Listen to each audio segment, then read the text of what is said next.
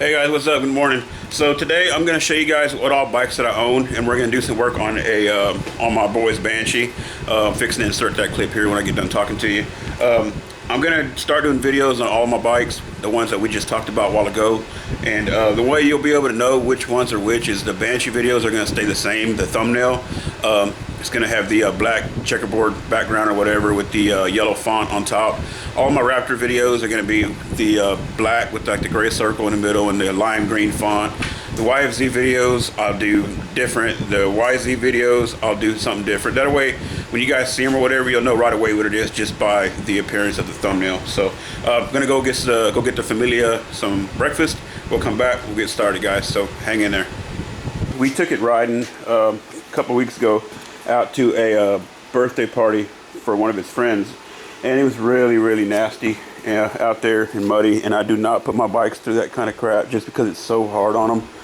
But it was, you know, we were there for a birthday party. We were there to have fun, so we had fun. We're gonna be doing a video on this one soon. I got to replace some electrical components in the back, replace the entire subframe cracked and it broke off the grab bar. So this is my oldest boy's YFZ.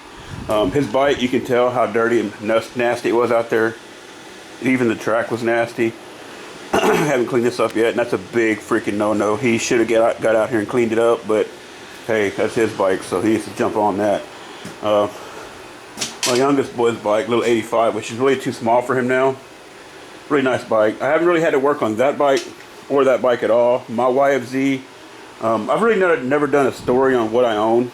I don't think, so I am now. I've owned this bike for a long time, and since I built the engine complete, bottom and top end, I've got 116 hours on it, and I've never had to do anything to this bike. It's been a really good bike. That's why all my videos have been on Banshees, because I started Banshees about 5 years ago, something like that, and been working on them ever since. My SE, still in great shape. It's got the +6 on it. Everything looks mint on the frame. The reason it's down is because I had a right side crank bearing fell on me. I'm not sure. You can see it back here with the parts. The outer bearing race is just, it's gone. I don't know what exactly happened while at the dunes in Oregon. Started pumping smoke at the right hand side, so that told me the crank seal was toast. So I was like, no big deal, probably a faulty seal or something like that. So I mean, it was still running all right, but went ahead and put it in the trailer, and it was the last day anyway. We went ahead and came home, and I didn't touch it for a long time because I didn't think it was anything major. Well, when it finally cooled down out here a little bit, I told my boys, my youngest boy, he loves doing mechanic work with me. I told my youngest boy, let's go out there and pull it down real quick, pop a seal in it, get it back together. So yeah, we pulled the engine, pulled it apart, and lo and behold, the freaking crank bearing come apart. So it'll be coming back with a better motor, a bigger motor. What we're gonna do on this one, like I said, it was nasty out there, and on a couple occasions his throttle hung on him on this left-hand carburetor. And I'll have better light in a minute. I'm gonna go get breakfast and then come out here and get started. But so I got it home and was checking on it, and these Banshee carburetors are notorious for just not liking moisture for some reason. They get a little bit of moisture on them, the throttle stick. So I come home, and first thing I noticed, let me see if I get this slide back in there.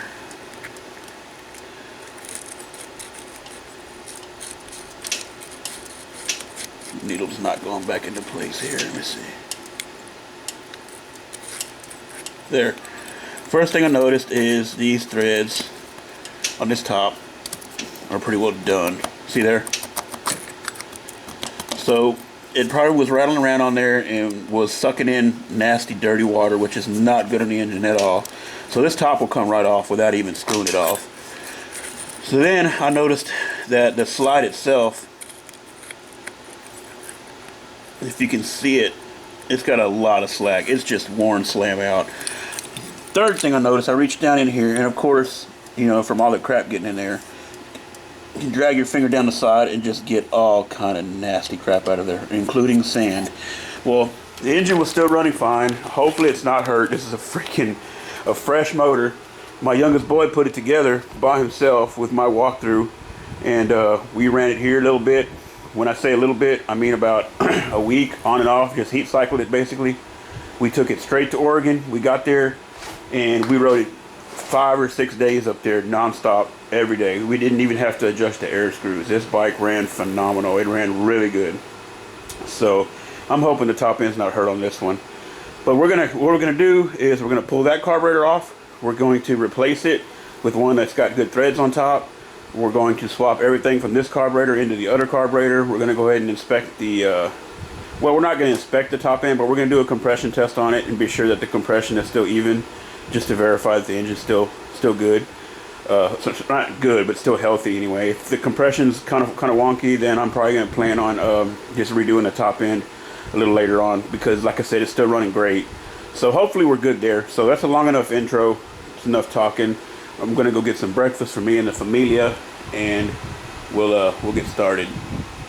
I'm going to start doing videos on pretty much everything that I own, just because there's more than Banshees out there, and guys could be needing help on YFZs. They could be needing them on the 125s, the 85s. They might need help on the Raptors, you know. So I'm gonna try to put all the help out there that I can. So you guys bear with me. All right, so we obviously already have the fuel line disconnected. We have a slide out here, so basically all we have to do is just pop the carburetor off there real quick. So we're going to go ahead and pop the carb off and then go ahead and get it over to the bench where we can work on it.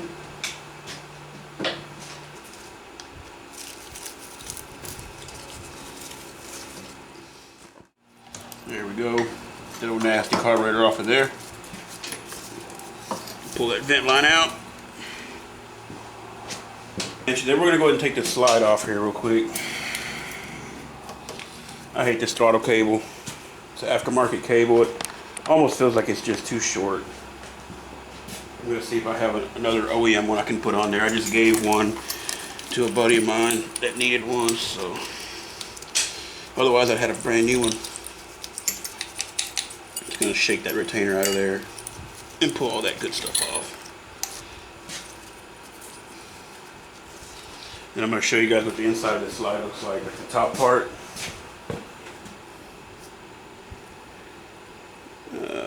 See, it's nasty. Hopefully most of the stuff stayed on top of the slide, didn't make it down into the carb, into the engine. So, okay, so we're going to go ahead and get started and tear this carb down. And I know that I've done multiple carb teardowns before, so I'm going to go through it a little bit quicker than I normally would. I'm not going to try to bore you guys. So, I'm going to start with a bowl real quick and pop that off.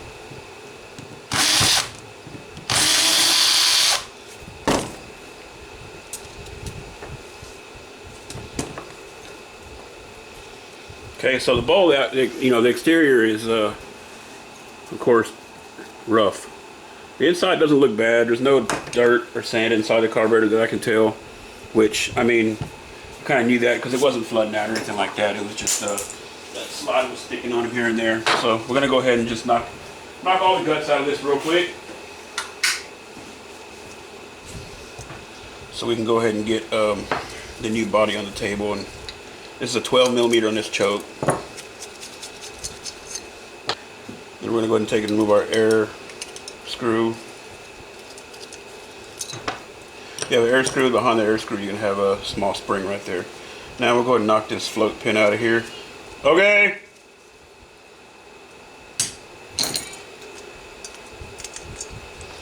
Then everything comes out. Main jet, it's a 6mm. Get it out of there. And then the last thing we're going to have in here is our pilot jet. Need a really small flathead screwdriver for that one. I have one of these El Cheapo sets from Walmart. I don't know how much it costs, but I've had it for a long time and it works perfect. Dump that main out of there, pilot out of there. The last thing that we're going to take out of here is this needle seat. Buzz that right out. There's a retainer and a little bolt, and then take and pull that out of there. Be sure you pull it out, you grab the outside of it. Don't grab the inside. And that's it. So this one here, so these threads, I don't know if you guys can tell in the video, these threads are really, they're gone. Can't hardly feel them. So this body here is junk. I'm gonna go ahead and pop this gasket off of here. if I can get it off without ruining it. I have some more, but if we can reuse it, then I'm gonna reuse it because I don't have that tore. Okay, so I just put a new gasket on it. Get rid of that. Okay, so now all I'm gonna do is move everything from this towel here, from the one that we tore down, over to a new clean towel, so we can tear our new body down. So our old slide needle, we're gonna set that aside. I'm not using that. I'm not gonna use the bowl. What we are gonna use is the float, the needle, the air screw spring, the float needle seat, the hold down, of course the main jet, the pilot jet. His choke plunger is good. O-ring looks good. We'll use that. The float hinge pin, and we're going to go ahead and just put our 4 screws over there, and the screw for the needle seat retainer over there, just in case. So now I'm going to go ahead and tear the other one down. Let me get my gloves back on. We're not even going to reuse this top. Alright, cool. We have everything on our other towel. Now we're just going to tear the new body down. And this one here, slide feels nice and smooth. The black coating is worn off of it, but it still feels really good. So I'm going to use this one. And this top, it does get good and tight. So we're going to go ahead and take this top, this spring, set it over here with the good parts. All this to be washed. Here's a slide. Okay, now this needle setting, we need to be sure that it's in the middle notch, because I know for a fact my other one is set in the middle. So we're going to go ahead and check this right now while I'm thinking about it. Otherwise I'll set it over there, rinse it off, and then put it back in and not check the needle height.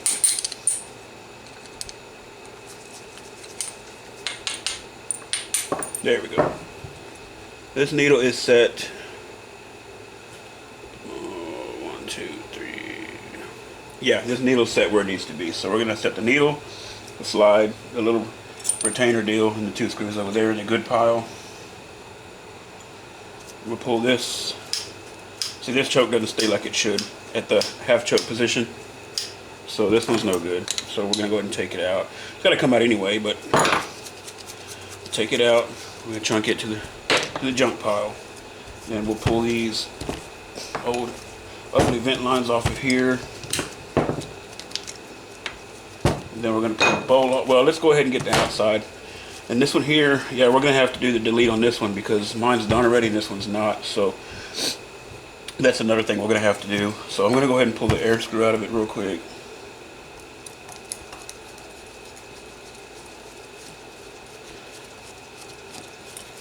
Air screw, spring, all this will get saved. I saved all this stuff for in case I ever drop one or something like that. I've got probably 100 needle seats and old needles in a clear tackle box, and you don't know how many times they've come in handy. When you get a carb that's flooding on you and you don't have a kit, sometimes you have to try 2 or 3 different needles, but you can bench test it and it'll get you out of a bind. This carburetor looks really, really good inside too. Judging from the outside, it looked like it was going to be rough, but it's clean. Okay, so we're going to go ahead and take this bowl, set it to the side, and we're going to go ahead and take all the... Well, you know what? Let's see here. Let's see if that float needle holds. All I'm going to do is blow onto this fuel inlet, blow into there, and turn the carb over. This way, if you blow into it this way with the carb this way, it should seal. Nothing there. So now if you turn it over, your air blow through. If you turn it over while you're blowing on it, it stops. So this needle and seat is fine. I'm probably gonna go ahead and use this one, being I know it's good. I know mine was good, but I'd rather use this one because I don't have to pull the seat out of the carburetor and risk damaging this O-ring that goes around there. And I'm going to show you. This is the one that I took out of my carb, and you can see right there, from ripping it out of there, it nicked that seat. So now there's a possibility that even though the needle and seat is good, so say I put it back in, it may drip and drip and drip on me, And people won't understand, why does it keep dripping? It's a brand new needle or seat. But sometimes if that O-ring gets damaged, the fuel comes in around it. So it's not coming through there. The needle may be sealed perfectly, but if the fuel is coming around here into the bowl, then no matter what you do, it's going to keep dripping. So for that being said there, I'm just going to go ahead and leave that seat in there so we don't risk damaging the O-ring. And we're just going to go ahead and pop this float out of here.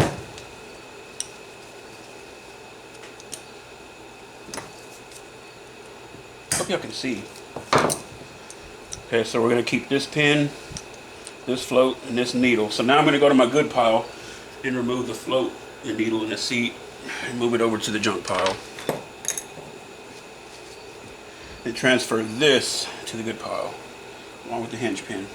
So that way we know on that clean towel over there, all that is going to get used. Okay, now I'm going to pull this main jet out. This main is a 300. Probably had a 320 in mine. Let me see. 310. That's what I had in mine. Okay, now we need to pull our pilot out. Pilot is down inside this tube right here.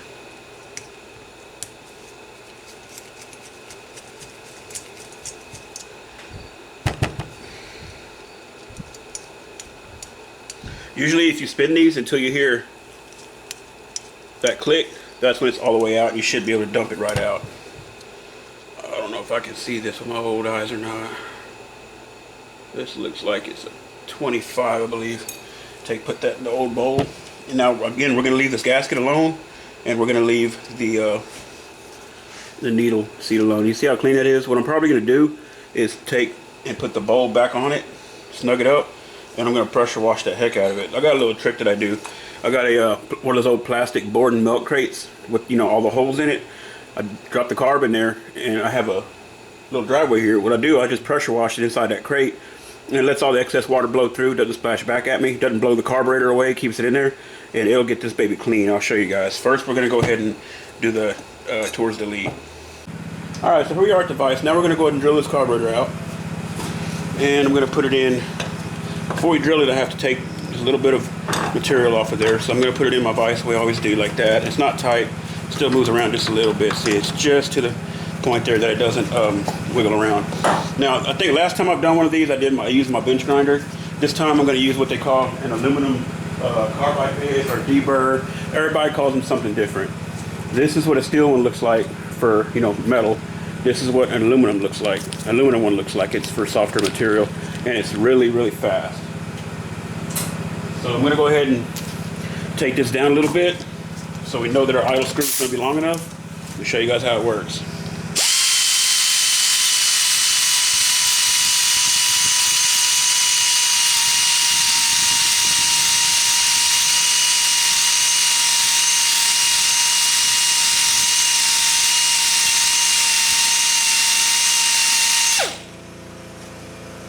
Take a little more off of this side.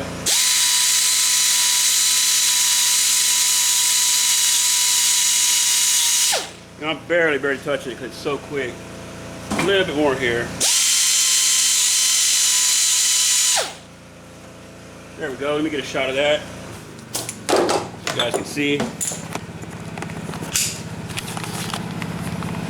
There you can see there about how much I took it down, and it's relatively flat. Now it's time to drill that out. And the drill bit size is going to be a 5.1 millimeter. The tap is a 6 by 0.75. So we're going to put just a little bit of oil in there to help the bit cut, just like that. And we're going to go ahead and tap this baby out.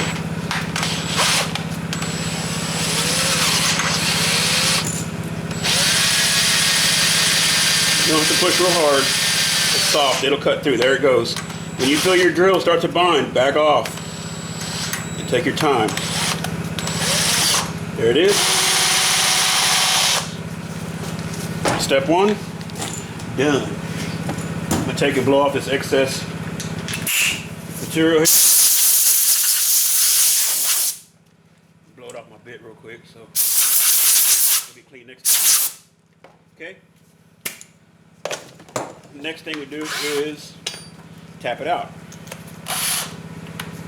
Now, I do not recommend using a drill at all, because you'll break a tap off really quick.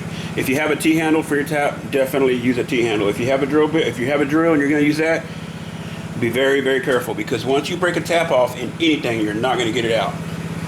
I have broken one tap off in a carburetor the whole time doing this, and I wasn't feeling good. I was in a hurry, and I just shouldn't even been working on it. So we're going to go ahead and tap this now. Same process. We're going to put a little bit of oil in there.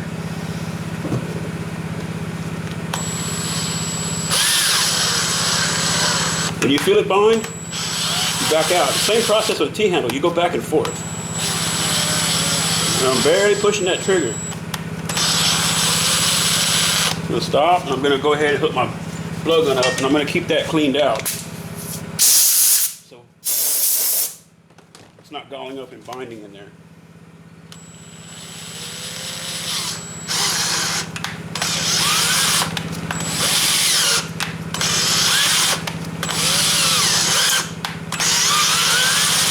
Do that one more time, and then we're going to go all the way down until we're out of thread on the tap. A little more oil.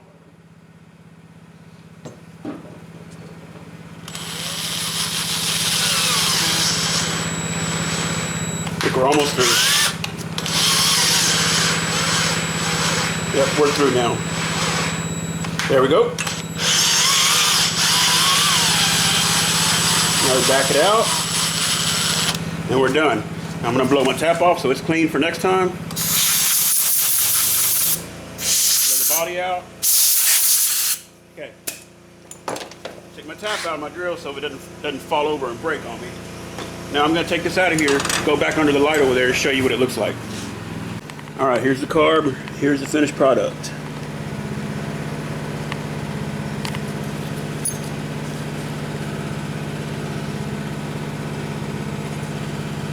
There we go. Good shot right there. Looks good. Okay, now I'm going to take and wash this off, and then we'll be right back to reassemble. Alright, cool. So now we're going to clean this up, and like I said before, what I was probably going to do is just put the bowl back on it and give it a good hose down. Well, that's what I'm going to do. So I'm just going to slap this bowl back on there and just put 2 screws in it. And once I get the exterior cleaned, I'll blow it out internally with higher pressure and some carb cleaner, and I'll show you guys that real briefly, because turn my torque down, because we've kind of covered that before. Oops.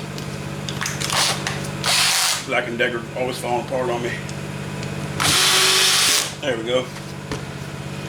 It doesn't really matter that water is not getting in there. It's going to get all over the place anyway. I'm putting that bowl on there so that I can hold it against the container there and blow the bowl, because that bowl's too light. It's going to flop around that box anyway. So now we're going to get that all cleaned up. So I'll be back.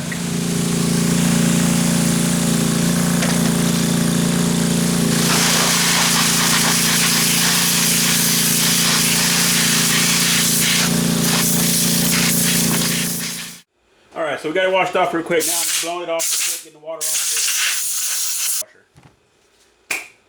it. Okay. I don't know if I showed real good how dirty it was before, but it was, you know, it had dirt and grease packed in all these crevices, and that pressure washer just blows it out of there. Now we're going to take it apart and go ahead and clean the inside like we should. So, pull this bowl back off.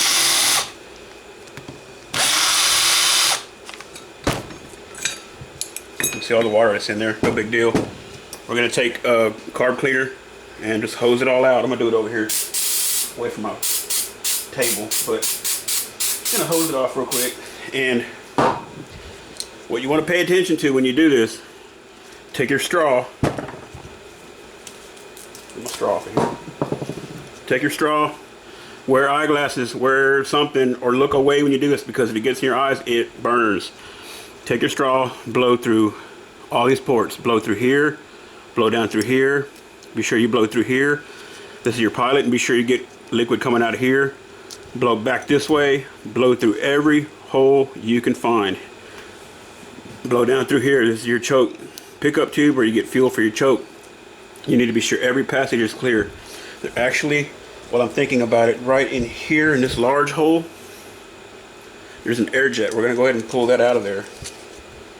Well, shoot, that air jet's missing. ready to take that out. Let me get an air jet to be sure that that body's good. Now I'm worried that body may not be any good. I don't know what I'm thinking. I'm just going to take the one out of my old carburetor.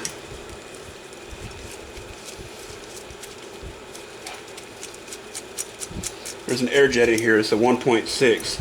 Aftermarket one show 160. Same deal. It looks like the Pilot, and you have to be careful not to get them swapped because it's way different size. So yeah, there's no air jet in there. I'm going to take this and just drop it in there real quick, just to be sure that the threads are good in the body.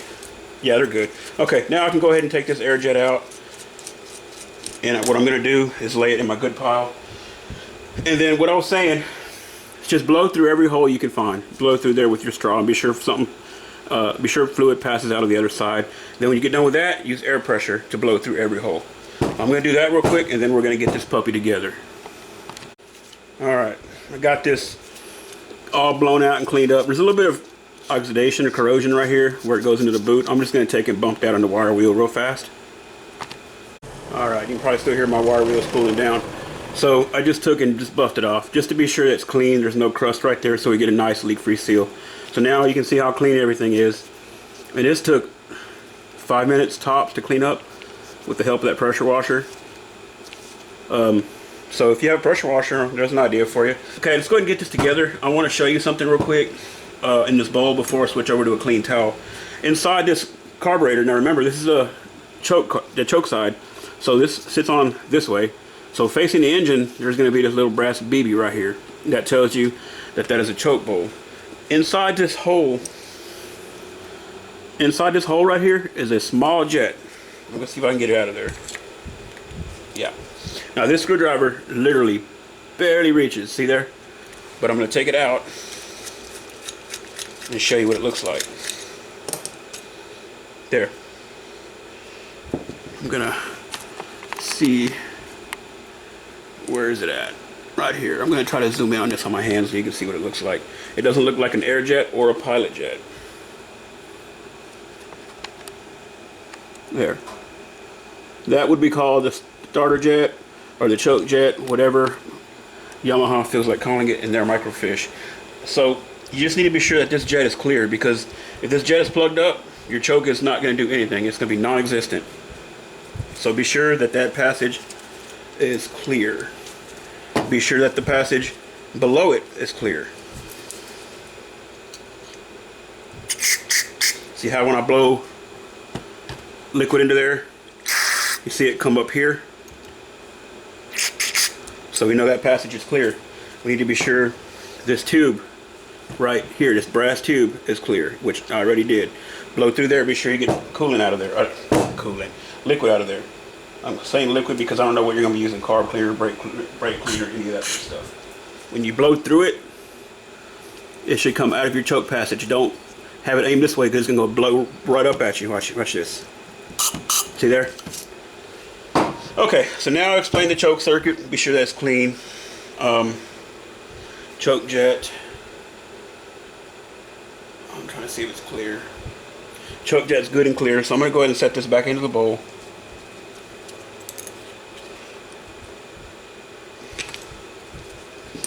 Take my glove off for this one because that is a tiny jet.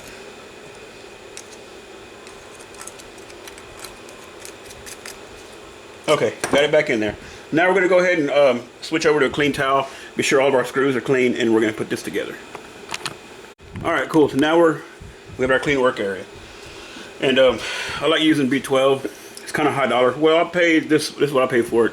You can tell I live in a small town because the prices are written on. So this is what I like to use, and everything's already clean, but we're going to give it a final hose down because right now I have the carburetor laying on my bench, on my bare bench. So I'm going to pick it up from my bench over here, and I'm just going to hose everything off real quickly. Just the exterior surfaces. Be sure I didn't pick up any dust anywhere. And I'm going to be sure. And I'm going to set everything down one at a time on my clean work area. And if it drips a little bit, that's fine. It's going to evaporate. It's nice and clean. It's just carb cleaner. Okay, now I'm going to take our slide. This is a new slide we're going to use, and see how nasty and crusty it is. So we're just going to wash everything out. So I'm going to get everything cleaned up real quick, and I'll be back. Okay, I just ran behind my bench grinder to clean this new cap up that we have. Oh, I can't see. Clean up this new cap that we have off the new carburetor. It was really nasty and crusty. Just buffed it clean. And be sure that that gasket right there, that O-ring, that seal, whatever you want to call it, is intact and it's in good shape, because that is going to keep crap out of your carburetor. It also can cause an air leak if it isn't there. Alright, we finished cleaning everything up. I'm just running across stuff with you guys as I go along, so be sure you guys know everything. Alright, cool. So let's go ahead and put it together. Got everything cleaned up and good to go. The reason for this X is just so I know to keep the carburetor around that general area, because the camera's way up on a tripod up on the bench. I can barely even reach it. In a viewfinder, I have it flipped around, but at the angle that I'm at, I just can't see it. So that's why that's there. Now, so we're going to go ahead and put this together. Okay, so we're going to start with, I'm going to go ahead and start doing the outside first, which I usually go the other way with it. But so we're going to go ahead and take the, let me see here. We're going to go ahead and take this spring right here, and that goes in first for the air screw. It goes in that hole right there, right behind the fuel inlet. So that goes in. This is the air screw right here, guys. For you new guys. And we just screw it all the way in until it gets tight. And we don't jam it tight, we just turn it until it stops. Right there. Okay, now what I'm going to do, we have it at the stopping point, right there. So I'm going to back it out to 1.5. It's half a turn, 1 turn, 1.5. And that's going to be kind of our base setting. Okay, next is the idle screw. You guys already know that I've been watching. I don't use the jam nut on there because for me it's just too much of a hassle.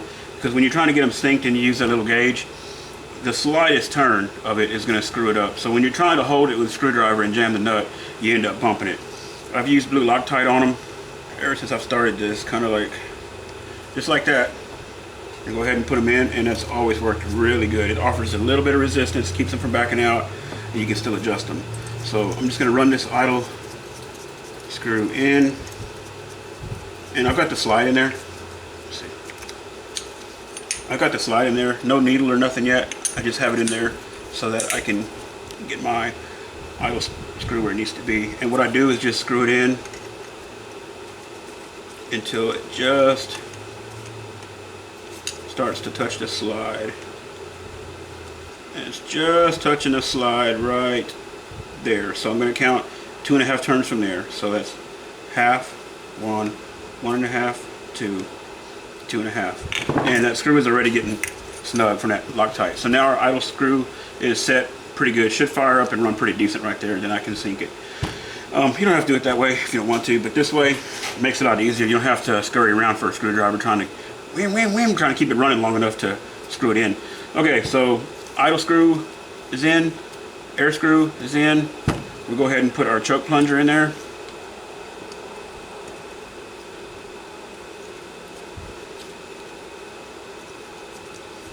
And we'll snug that down with our 12.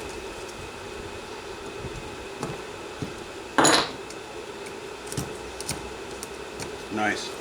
All right, cool. Now we're going to put the internals together. So we'll start with the float. We'll hang our needle on there, just like that. And we're going to drop it right down in that seat and put our hinge pin in.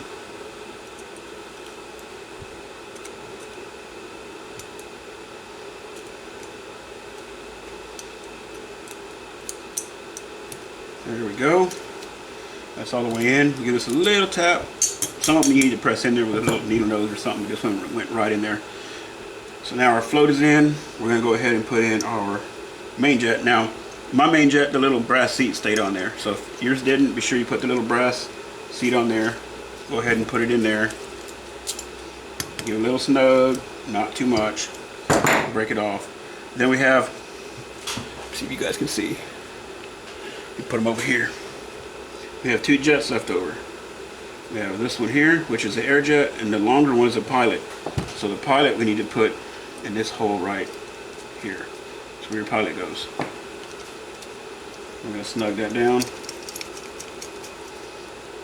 good and tight.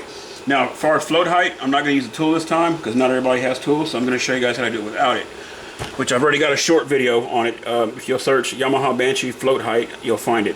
It's a short video. Okay, so let me turn on this camera.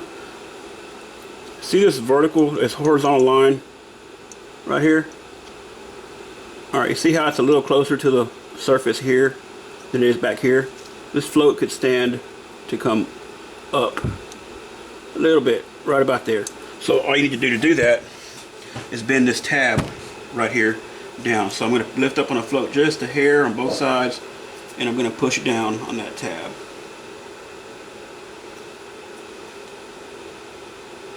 A little more. Cool. Now I'll show you guys what it looks like. See how that line is completely parallel to the gasket surface? That's where it needs to be. That's perfect. So you don't need the fancy gadgets to get your float set. And then we're going to go ahead and give it a quick test. We'll turn it over and blow through it. That works good. Then we'll turn it over and it should seal. Yep, good and tight. Perfect.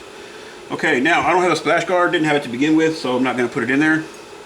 We're just going to be sure we have, obviously the needle and seat is in there, the main jet is in there, the pilot jet is in there. Look in the bowl, we do have our choke jet, we put that back in. So we're just going to put the bowl back on. If you have these little deals here, the vent line clips, the sharp side goes up and they both go on the large end of the carburetor. I'm missing one. So put that in. And we're going to tighten our bowl back down here. And I usually, you don't have to be real tight. I have a Black & Decker. It's a lithium 20 volt. And I always set the torque setting on 3 and then just let it eat after that. It does fine. So I've never had any leak. Come here. Just like that.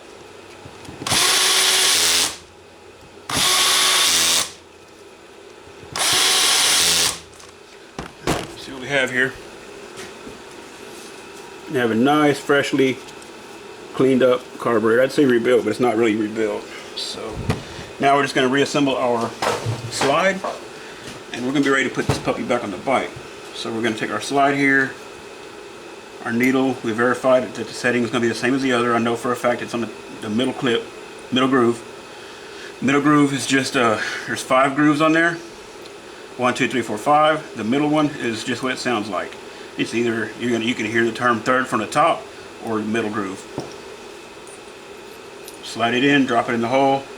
This deal right here, there's an open side to it. There's also a large hole right here. I hope you can see this. There's also a large hole right here. This open side needs to be over that hole. Like that. See there? Alright. Alright, then we'll just put our retainer back in and tighten it up.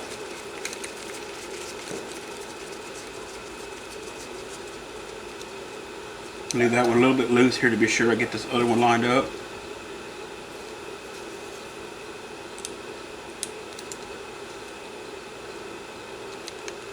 There we go. Now we can get them both tight.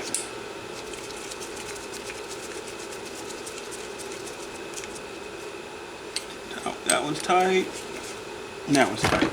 Now, that's it. We're ready to put it back on the bike. Now we have a nice, smooth working carburetor.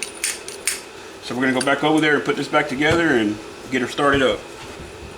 Okay, now we need to put our air jet back in last. The air jet goes right here in this large hole. So we're going to drop this air jet in.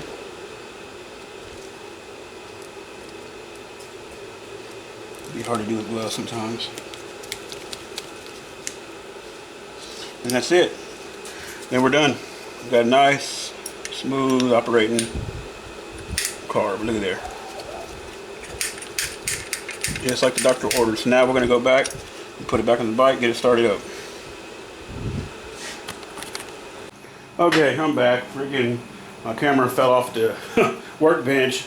It was up on the tripod and I had it on charge and I bumped the wire and it landed upside down and all kind of crap flew off of it and I'm surprised it's still working. So About time for a new camera. That's the second real bad drop it's had. All the all the blue guards and stuff that were on it are all busted off already. What's left of it. So the only thing I did off camera was put that vent line on real quick, or the drain line. Feel a bowl drain tube on there real quick. I'm just gonna feed it back through the way I had it. And the way I had it was just like OEM, goes underneath the rear mount, engine mount, and then down between the subframe, the swing arm and the there we go, between the swing arm and the engine case. I'm gonna finish that right now. There. Dirt everywhere. I'm trying not to get this crap recontaminated. So I'm gonna tighten this boot back up, and then I think what I'm gonna do is I'm gonna put some of my exhaust caps that I use, rubber caps over these carburetors, put the slides back in on that carburetor, and then I'm gonna take it out and pressure wash the heck out of this thing because it is filthy. I don't even feel good working on it this dirty. And it's been washed once, but it was dark when we did it, so missed a lot of spots. Alright, so let me go ahead and get the slide back on, and I'm going to get out there and rinse it off real quick before we even try starting it. All that dirt and dust is going to vibrate around and end up getting sucked into the carb, and we don't want that. Alright, so I'm going to go ahead and get this slide back on. You can see I put paper towels around there to try to keep everything as clean as possible because that really bugs me to high heaven. Being that filthy, I should have washed it first, but I didn't realize it was that bad. The pods covered up a lot of gunk. So I'm gonna put this crap here. So I'm just gonna go ahead and try to and get this slide back on there, get the carburetors buttoned up so that I can cap off the back sides and go ahead and wash it off real good before we do anything else. So, and this throttle cable, this is terrible. I don't know what's going on with this. This was on the bike when I got it, and I didn't have time to change it all up. I needed this bike for a dune outing we're going on, and I think we got it maybe 3 weeks before we left. Helped my boy get the motor together. He got it all together. We ran it for a little while, and we took off. We just took it with what was on there. So this cable here, I don't know what's up with this, but this is where all that crap got in there. This boot doesn't seal right. This is just, it's just terrible. So I've got an OEM cable over there I found, but I'm not going to do it today because today's Sunday and I want to hang out with the family a little bit, but I needed to get this done because it was really bugging me. Did not knowing how bad this engine really was or anything. I want to at least hear it run and know that it's okay so I can rest easy. So again, I got everything closed off as best that I can so that I can fiddle with this cable and get the slide back on there and not have dirt and stuff fall in there. So, and another reason I don't like this cable is because it's so short. The OEM ones, you can actually get it out next to the pipe on the left side of the bike and work with it. Here you gotta do it right here where it's at. I don't like that too much. So I'm gonna put this on. Okay, I don't know if you can see or not. I was able to fish it out on the left side of the bike, and I'm going to try to hook it up here real quick. And if you can't see, like I said, I'll put a link in the video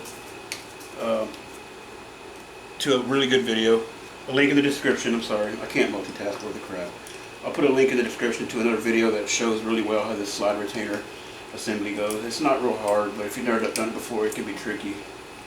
Okay, so I got that back on there.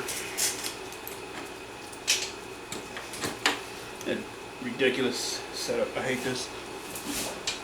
Alright, now I'm going to dust my gloves off real good, even with a clean towel. Now I'm going to pull this towel out and get that slide back down in there. Now our slide and the cap and everything is nice and clean. I can still see that. So I'm going to pull that out. I'm going to be replacing this fuel line too. Now, slide, remember, curve to the back.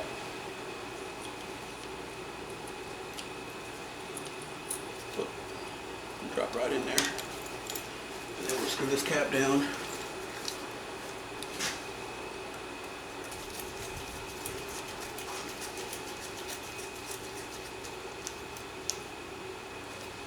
Okay, I've got that top on. Now our choke tube is laying down in here between the two. I'm going to take it and wash it off with some carburetor cleaner before I put it back on. Wash the inside out real good. Uh-oh. I got that B12 all over my gloves. Forgot to be careful. That crap melts my gloves like crazy. It makes them stretch. Okay. So that's good and clean. We're gonna put our choke tube back on.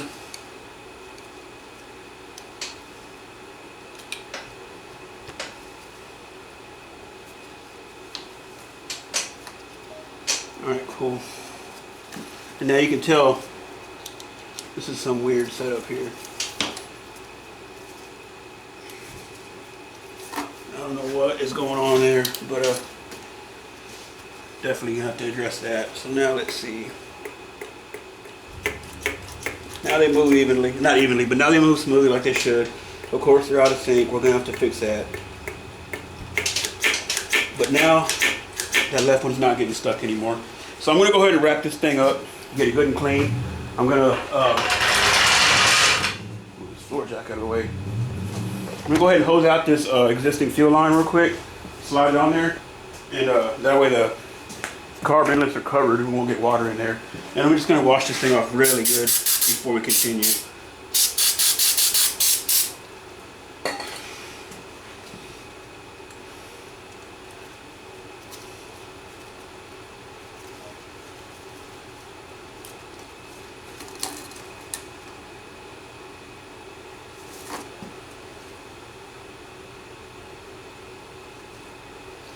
At that point, it's ready to start, but like I said, we're gonna clean it up. Okay, so all washed up. You see what I did there? I just put some rubber caps over the carbs, put the fuel lines on, and gave it a good washing, and it's good and clean now. Now I feel okay starting it up. So I'm gonna put y'all back on the tripod, pull the caps off of there. We're gonna go ahead and get our throttle cables halfway evened up like they should be, and then we'll see what happens. So we'll pull our caps off of here.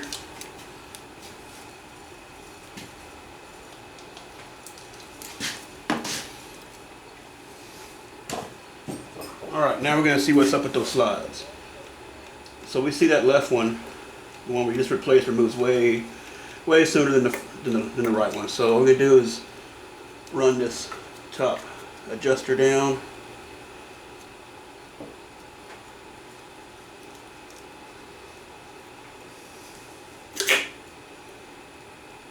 Still way early. We're going to run this way down. Looks like our right one is just slightly ahead. And again, this isn't going to be precision. This is just to get it close. Now it looks like the left one is ahead again. So I'm going to just leave it about right there. And I'll jam this up after I get it synced with the gauge. That's pretty good. So now we're ready to go ahead and start it up. So I don't have any fuel in it. I'm gonna run and pick up some pre-mix, get some fuel mixed up, and we'll try to fire this baby up and see what it does, guys. All right, so we got her fueled up, ready to start it and see what happens. So got the fuel in. We're gonna go and turn the fuel on. I don't know if y'all can see or not. You can see the fuel going through the fuel lines. Can't tell in the camera, but anyway. Fuel's flowing. We're gonna let the carbs fill up for a second. Let's see what happens. All right, here we go.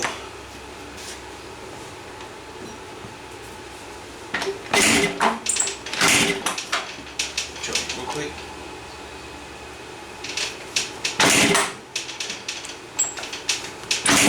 There it goes.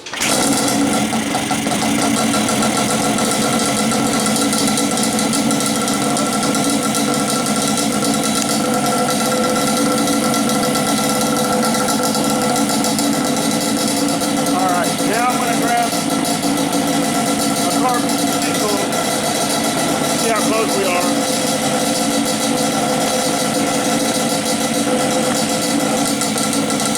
I don't know if you're going to be able to see my gauge or not, but I'm going to go ahead and check the carbs now and see how close we are. Because remember, that one idle screw is just stuck in there. Okay,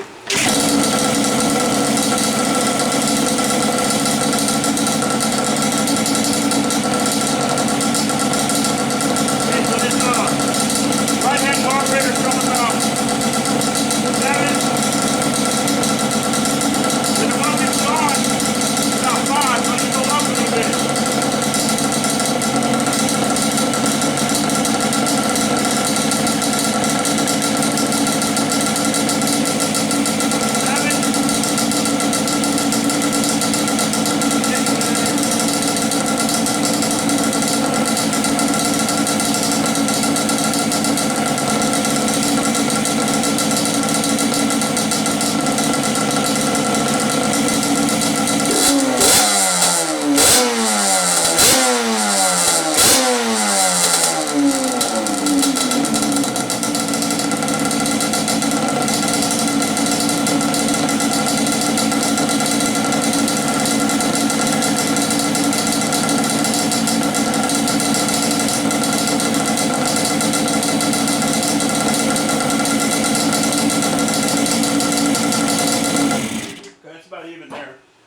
one thing I didn't do like I always do is I need to put a fan on this radiator to be sure that if we mess with it for a while, we don't have to worry about it running hot.